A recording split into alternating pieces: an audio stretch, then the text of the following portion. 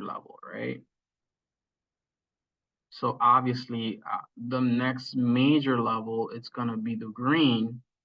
But if we figure out the halfway point between these two, that will give us some type of clue as to like what's happening. So I'm pretty sure there's a more effective way of doing this. I'm pretty sure you could find the area and then divide it by 2. But I'm not too familiar with these tools, to be honest. Time, rectangle, Fibonacci. Uh, nah, quadrant line. Oh, what's this quadrant line? Oh, but look at this. It gave me a quadrant line. So 50% would be right here. So you see how this 50% level? I just learned something new. This is kind of fire, right? Because it kind of broke it down into quadrants, right? So 4 quadrants, it broke it into 4. So this lets me know that this level right here, let's put it blue. Let's put it at 3, but let's leave it.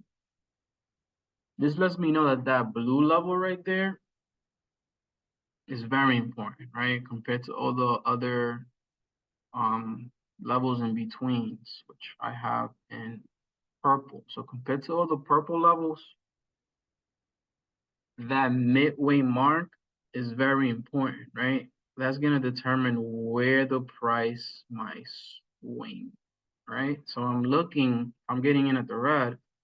I'm looking for the price to swing to the blue, but then I have to be cautious, right? Because if I'm buying some calls, some risky calls that are going to expire soon, I'm not going to have time to let this bounce down. Like if it goes blue red, I'm pretty much lost whatever position I started here, unless it was a long-term position, which most likely is not, right? These are not long-term plays. I'm looking at the daily chart, so these are like swing plays. So I need to get in now, but I need to know, okay, once we get to, right now I got in at the 14. Once we get to that $23 level around there, which is where is that now almost, I need to be cautious, right?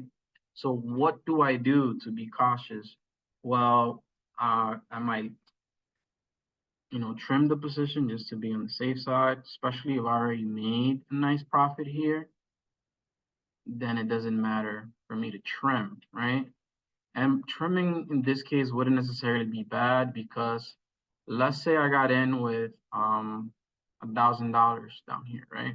Which, well, that's a good entry, right? So if by the time I get up here around this blue area, if that 1,000 is 1,500, then I might take 1,000 out and just leave that 500 in there, right? Now, if it bounces back down, I could get back into the same position, but probably buy like 3, 4 times the amount with that 1,000, right? That's the benefit of taking some money out to sort of like recharge. If it ends up being that, the position broke through the blue, like we have a clear breakout, then I'm looking for, then I'll probably just add it again, just add that 1,000 again, because now we got a clear breakout with the intention of taking it out, when we get to the green, right?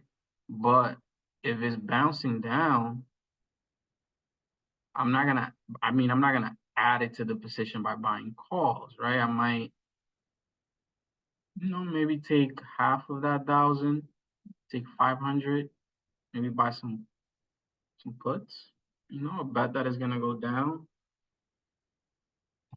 Um, or I could just wait, right?